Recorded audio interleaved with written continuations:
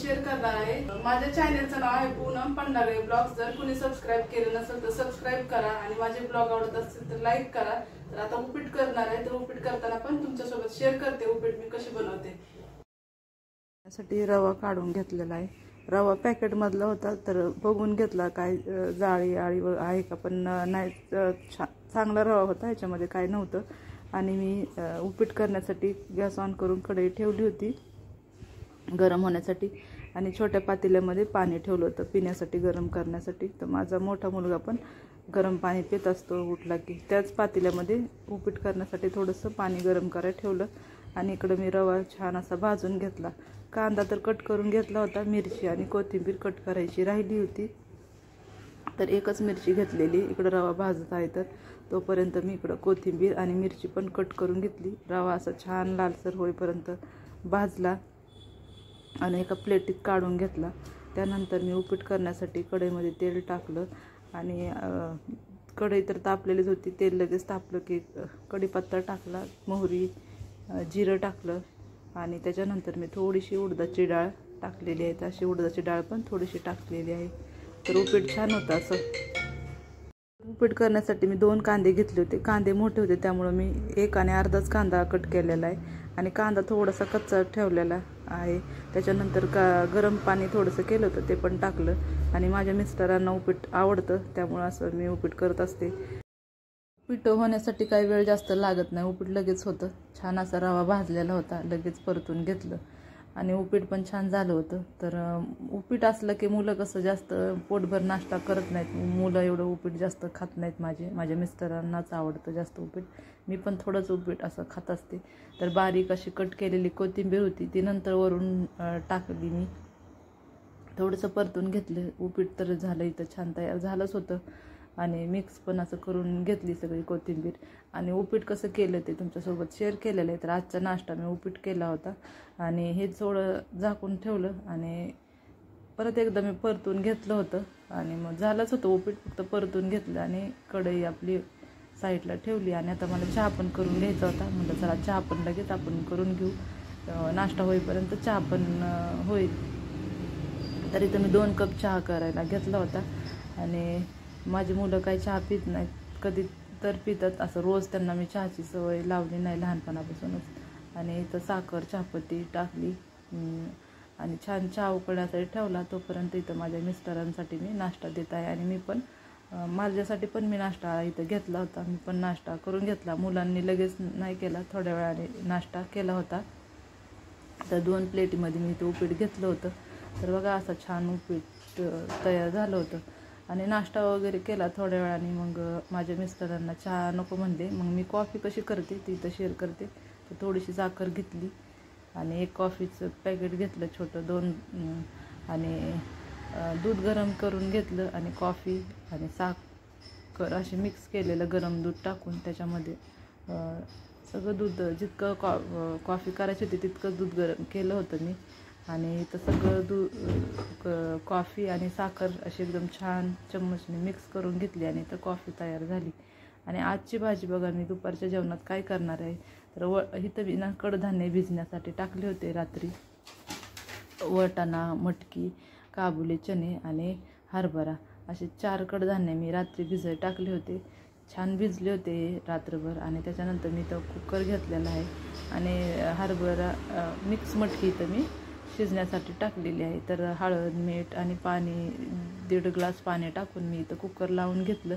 तर कुकर लावून घेतलं तर मग अगोदर मसाल्याची तयारी करून घेतली। तर कांदे घेतला, टमॅटो घेतला, अद्रक लसूण आणि कोथिंबीर, कुकरला शिट्ट्या होईपर्यंत कांदा कट करून घेतला, टमॅटो, कोथिंबीर आणि अद्रक लसूणची पेस्ट मी जास्त करून आपली हीच वापरत असते, घरीच केलेली वापरत असते, रेडीमेड जास्त मी वापरत नाही। ही थोडा वेळ लागला तरी ग्लासात लगेच होती अद्रक लसूण, जितकं पाहिजे तितकं करून घेतलं की पेस्ट छान होती। आणि पेस्ट सगळा मसाला पण तयार करून घेतला आणि कुकरच्या शिट्ट्या पण झाल्या होत्या। कुकर थोडा वेळ बंद करून ठेवला आणि तोपर्यंत कुकर थंड होईपर्यंत इकडं मी पीठ मळाय घेतलेलं आहे। तर पीठ बघा असं घेतलं, मीठ टाकून घेतलं आणि थोडं थोडं पाणी करून इथं छान असं पीठ पण मी मळाय घेतलेलं आहे। आणि पीठ थोडं पण पातळ झालं की मला जास्त चपाती करता येत नाही, तर असं घट्टच पिठाचा गोळा करून मी झाकून ठेवलेला आहे.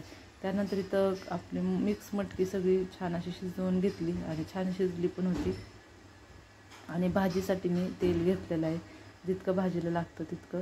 आणि कढीपत्ता टाकला, तेल गरम झालं आणि मिरची एकच टाकलेली. मिरचीचं चव थोडी वेगळीच येते, त्यामुळे एकच मिरची टाकलेली.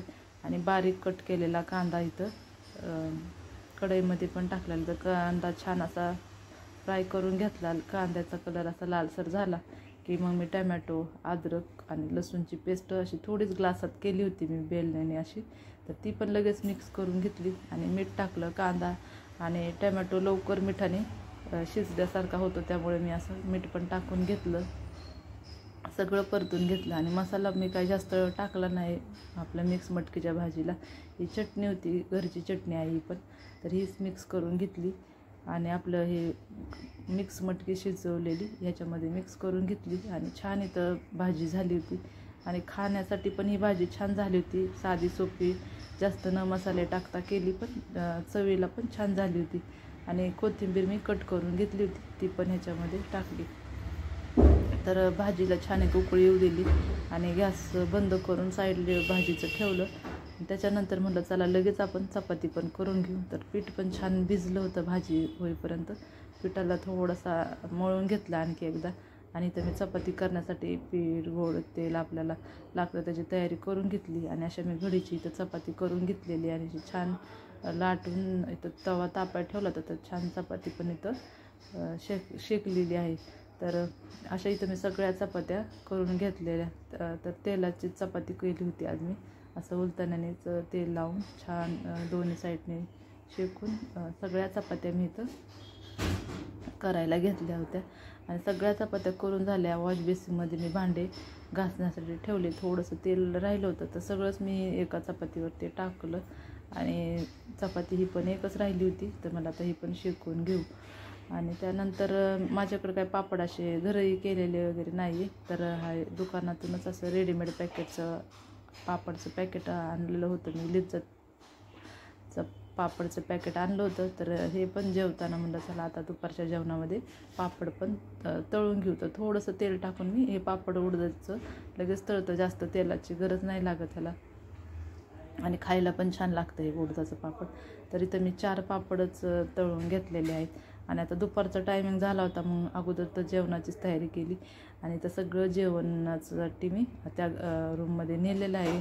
म्हटलं चला अगोदर जेवण करून घेऊ. असं प्लेटेत ठेवलं कढई, आणि तिथं चपाती, भाजी, पापड सगळं जेवणाची पाणी वगैरे सगळं नेऊन ठेवलं होतं. तर बघा आजचं जेवणामध्ये मी हे मुलांनी केळीचे चिप्स आणले होते, हे पण घेतले होते थोडेसे खाण्यासाठी.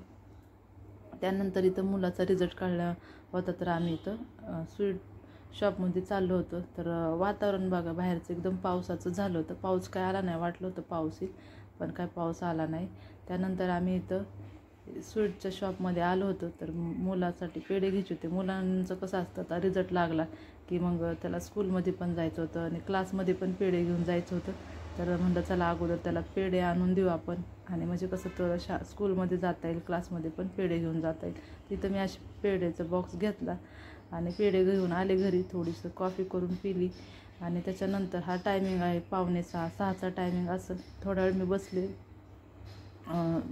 नंतर मी थोडं फ्रेश झाले आणि इथं म्हणलं चला आता किचन पण स्वच्छ करून घेऊ. संध्याकाळच्या स्वयंपाकाच्या अगोदर भांडे होते, भांडे वगैरे काही घासले नव्हते मी. स्वयंपाकाचे, जेवणाचे भांडे काहीच घासलेले नव्हते, तसेच ठेवले होते सगळे जमा करून.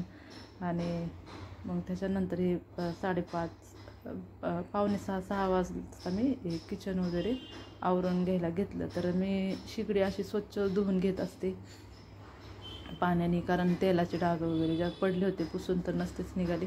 तर म्हणजे ही घासूनच घेऊ स्वच्छ. तर भांड्याचा साबण, कात्या घेतला आणि सगळी शिगडी अगोदर स्वच्छ घासून घेतली. त्याच्या कड्या पण छान अशा घासून घेतल्या आणि स्वच्छ धुवून घेतल्या. तर शिगडी तर स्वच्छ क्लीन करून घेतली. आता शिगडीचे स्टँड हे आहे हे पण सगळे स्वच्छ धुवून घेतले आणि हे पण क्लीन करून सगळे स्टँड शिगडीवर ठेवले. आणि पहिली शिगडी साफ करून घेतली. त्याच्यानंतर किचनला पण एक भांड्याचा साबण आणि कात्या फिरवून घेतला अगोदर छान सगळीकडं.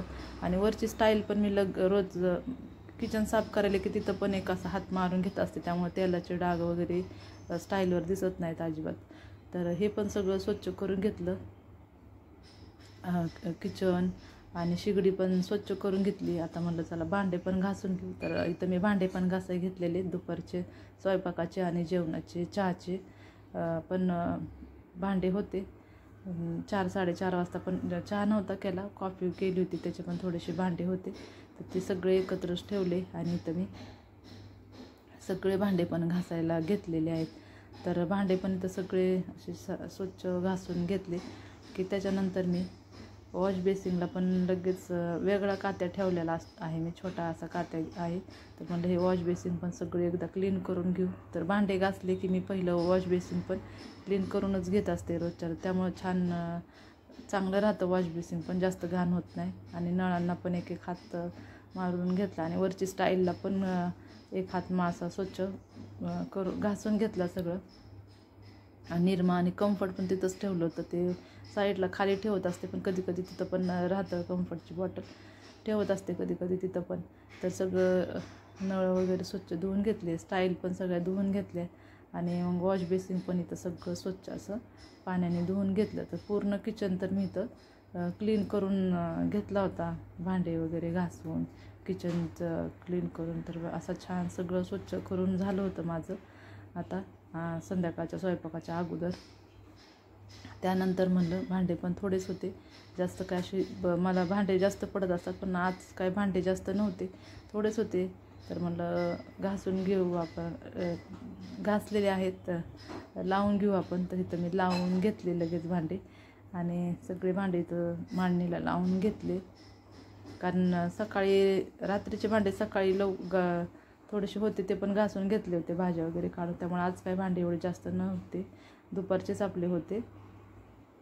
तर इथं सगळं किचन आता टायमिंग बघा 6:30 झालेले आणि दुपारचे आपले घरातले कामं सगळे उरकून घेतले, भांडे घासून घेतले, किचन सगळं स्वच्छ करून घेतला, भांडे पण मांडणीला लावले. थोडासा चहा करून पिणार आहे, 4 वाजता पिला होता, पण अजून थोडासा चहा करून पिणार आहे. आणि आज होता 10वीचा रिझल्ट, तर म्हणलं चला तुमच्यासोबत शेअर करू. माझा मुलगा 10वीमध्ये होता, तर पास झालेला आहे. आज जरा तिथं छान वाटतं, पण आता शाळा नसणार ते पण थोडंसं वाईट वाटतं की कसं आपल्याला सवय झालेली असते शाळेचं उठणं आवरणं. तर ती आता ते रुटीन नसणार आहे आता शाळेचं. आता पुढं कॉलेजचं रुटीन कसं असेल ते. आणि म्हणलं चला तुमच्यासोबत शेअर करू की माझा मुलगा 10वीत होता आणि पास झालेला आहे. आणि हे घर पुसण्यासाठी मॉप मागवला होता मी, हँड मॉप म्हणलं त्याला. तर हे मला 240 रुपयाला भेटला फरशी पुसण्यासाठी. तर म्हणलं चला हे पण शेअर करू.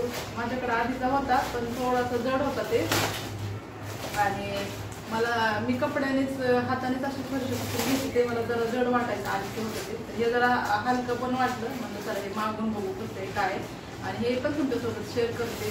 तर हे असं आहे आणि याच्यासोबत हे कसं आहे, तर छान वाटतंय मला, हलकं वाटतंय हे एकदम.